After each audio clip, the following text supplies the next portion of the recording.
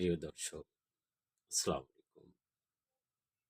আশা করি সকল দেশবাসী সহ আপনারা সবাই ভালো আছেন। রবীন্দ্রনাথ একবার নজরুলকে তলোয়ার দিয়ে দাড়ি চাচার কথা বলেছেন। সাক্ষাৎকারের প্রথম দিনই রবীন্দ্রনাথ কথাটা নজরুলকে বলেছিলেন। তখন তিনি ভাবেননি যে নজরুল গভীরভাবে রাজনৈতিক সংগ্রামে বিশ্বাসী। নজরুল কবি কাব্য চর্চা করাই তার পেশা হওয়া উচিত। তার মানে রাজনীতিতে তার যাওয়াটা উচিত নয়। এইসব ভেবেই তিনি তলোয়ার দিয়ে দাড়ি চাচার কথাটা বলেছিলেন। রবীন্দ্রনাথ শুধু ওই কথা বলেই চুপ করে যাননি। তিনি তার সঙ্গে একটি প্রস্তাবও দিয়েছিলেন।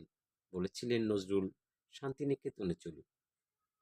রবীন্দ্রনাথের এই পরামর্শ নজরুল কোনোভাবেই মেনে নিতে পারেননি।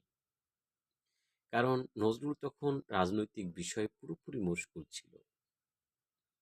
পরে যখন 1922 খ্রিস্টাব্দে নজরুল অর্ধ সাপ্তাহিক ধূমকেতু পত্রিকা বের করেছিলেন, তখন রবীন্দ্রনাথ নজরুলের এই রাজনৈতিক প্রেরণাকে স্বীকৃতি দিয়ে কবিতায় বাণী পাঠিয়ে বলেছিলেন, কাজী নজরুল ইসলাম কল্যাণেশু, আয় চলে আয়, আয় রে ধূমকেতু, আধারে ভাত অগ্নি সেতু, দুর্দিনের ওই দুর্গ শিরে উড়িয়ে দে তোর বিজয় কেতন, অলক্ষণের তিলক রেখায় রাতের ভালে হোক না লেখা, জাগিয়ে দেরে চমক মেরে আছে যারা অর্ধচেতন।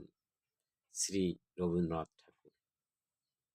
প্রিয় বন্ধুরা, জ্ঞানী লোক একে অপরকে প্রস্তাব দেওয়া বা তাকে আপ্যায়ন জানানো, তার ভাষাগুলোও থাকে একটু মাধুর্য সম্পন্ন। আসলে কবিগুরু রবীন্দ্রনাথ ঠাকুর এবং কাজী নজরুলের মধ্যে এই বাক্য বিনিময়ে আমরা এটাই বুঝতে পেরেছি। সকলে ভালো থাকবেন। আল্লাহ হাফেজ।